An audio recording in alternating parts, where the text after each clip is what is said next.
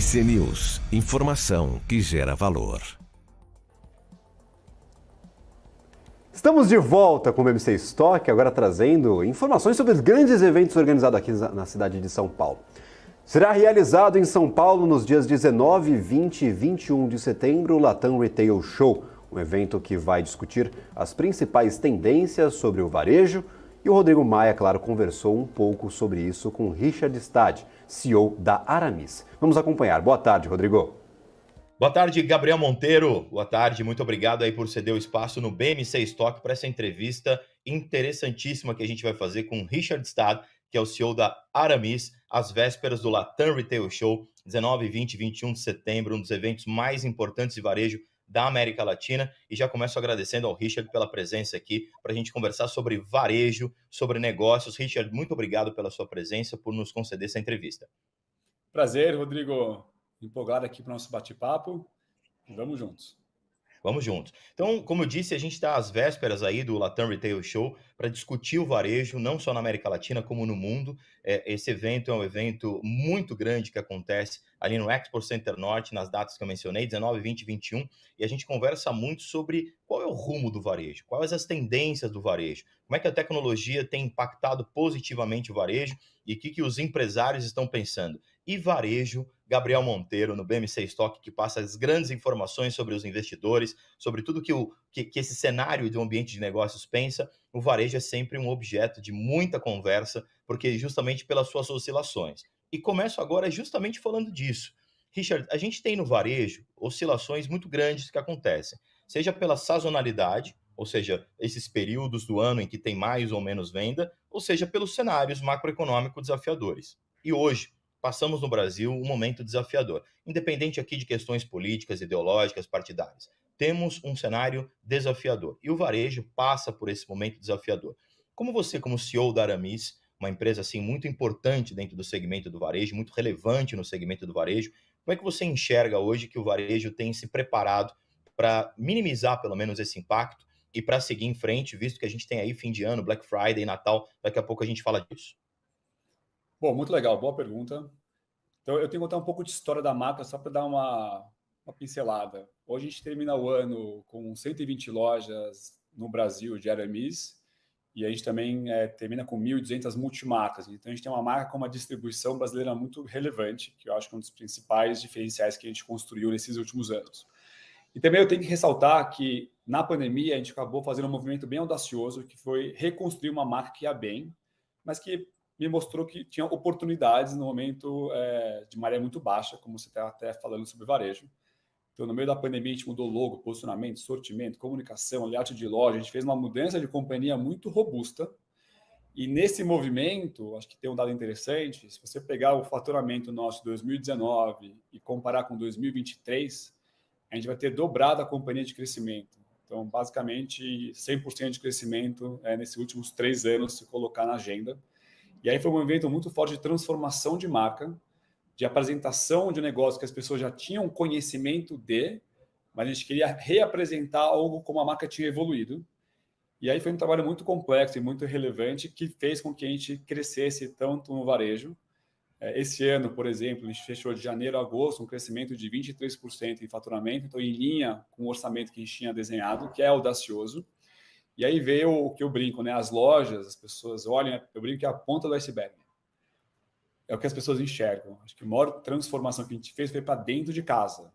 Cultura, estruturação de áreas relevantes, negócios digitais, tecnologia, marketing, a parte de produto, né? Porque quando você cresce nesse volume, você também tem que preparar seu sortimento e a rede de suppliers, né? De nossos fornecedores para isso.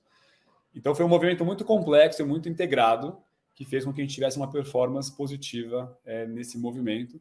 Por mais que a gente sabe que todo momento desafiador ou alguma crise, o consumidor ele fica mais cauteloso aonde ele vai querer investir o dinheiro dele. E aí vem uma responsabilidade para as marcas de conseguir entregar cada vez mais valor percebido. Porque a gente sabe que a concorrência não é com a marca ABC, é sobre qualquer coisa que ele tenha interesse de consumir, que compete pelo espaço da carteira do nosso consumidor ou consumidora. E aí foi um movimento muito importante de olhar para essa estratégia e fazer uma execução para apresentar para o nosso consumidor o diferencial que a marca está construindo.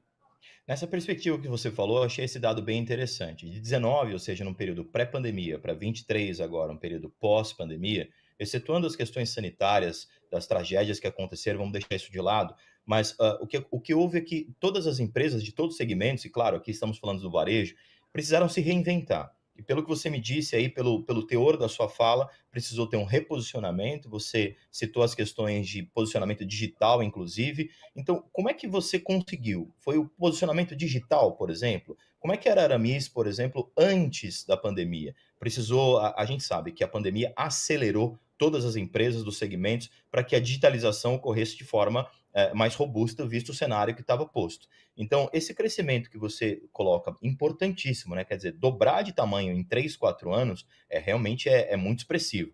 Você atribui isso à questão digital, ou seja, vocês entrarem no digital, como é que vocês eram antes, como é que vocês são agora, e se esse é o grande pilar aí desse crescimento aí em 4 anos o dobro? Boa pergunta também. Vamos lá, o nosso digital pré-pandemia, ele era fraco, então ficou escancarado o quanto ele estava atrás do nosso digital pela necessidade que foi todas as lojas fechadas, que trouxe uma oportunidade de reconstruir. Então imagina que outubro de 20 eu estava fazendo uma convenção virtual para a companhia inteira, falando, a marca vai mudar, o logo mudou, o posicionamento mudou, eu só tinha um site para mostrar. A única coisa que eu tinha tangível era um site novo. E a gente está, nesse exato momento, fazendo um novo site, a gente acabou de terminar, lançamos ele faz uma semana, que já é uma nova experiência de marca para poder trazer mais proximidade para o nosso consumidor. E eu falo que quando você quer dobrar a companhia de tamanho, você não faz com um canal apenas. Você precisa que todos os canais que você tem cresçam de uma maneira muito relevante para você impulsionar um crescimento tão grande. E aí sim, o canal de e-commerce cresceu muito, base muito baixa, hoje um canal bem relevante da companhia. Então, tá, ordem de grandeza, né? A gente tem hoje, nosso e-commerce é 10% do faturamento e o Direct to Consumer, D2C, que inclui da Fit, Privalia, outros canais, a gente chega em 15%. Mas o que eu acho interessante é que o digital sim cresceu a venda, é super relevante, mas o digital continua sendo um dos principais pontos de contato, de experiência com a marca. Nem que no digital ele vá para o físico comprar. Ele faz essa migração, né? Então, o digital tem sim a venda do e-commerce, tem a venda do código vendedor, que também foi importante para a gente, mas também tem no digital um investimento de estratégia de mídia, de posicionamento, que traz mais reconhecimento de marca, que leva tráfego para os lugares físicos também. Então, essa roda girando com inteligência é o que impulsiona todos os canais crescerem. Quando você cita essa questão de experiência e da omnicalidade, que é esse conceito de omnichannel muito presente no varejo, quero te perguntar como é que você cuida dessa experiência. Você mesmo disse, né, essa transição que ele faz, de repente, essa migração. Ele tem uma primeira experiência no digital, depois ele vai para o físico, que no varejo a gente chama do phygital, né? Como é que você cuida dessa experiência quando ele chega na loja? Houve um reposicionamento também ali na ponta da loja, reposicionamento visual, reposicionamento de marca e principalmente da experiência que o cliente tem ao chegar numa loja Aramis? Tem um dado que eu gosto muito de trazer, que é uma reflexão muito interessante para os empreendedores que tocam marcas e por aí vai. A gente tem um dado que chama LTV. LTV nada mais é do que quanto o cliente compra no período de 12 meses que a gente calcula. E o que a gente descobriu é que o cliente que compra em pelo menos 2 canais, ele tem um LTV que é 2,5 vezes maior do que o cliente de qualquer canal individual. Isso basicamente acontece pelo aumento de frequência de compra. Então, para a gente ficou muito claro que a gente gera uma empresa multicanal e o desafio é transformá-la em omnichannel. E omnichannel não é sobre canais, é sobre ponto de contato de experiência que o consumidor vai ter com a marca. E essa foi a grande sacada. Então, a gente consegue hoje, o cliente compra no físico ou compra no digital, vai tudo para o mesmo banco de dados. E de lá a gente mapeia a jornada do consumidor ou da consumidora, que a gente tem uma base muito relevante de mulheres que compram a marca também. E aí a gente consegue fazer uma estratégia de estar mais próximo, fazendo conhecimento e conteúdos que dialogam com a jornada do nosso consumidor ou consumidora.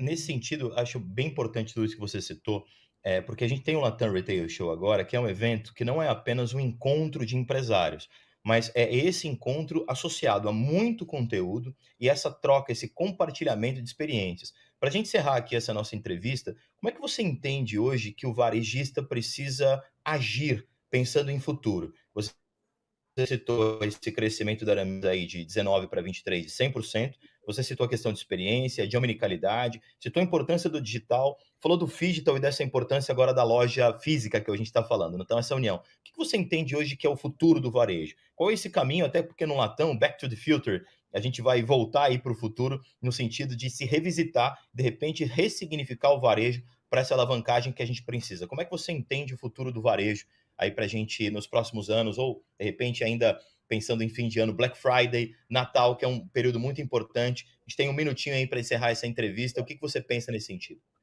Primeiro, a gente estava até conversando antes, né, sobre a NRF, pôr o ser humano no centro, né, não é só para o cliente, é o ser humano. E eu falo que a gente tem dois grandes potencializadores do nosso negócio.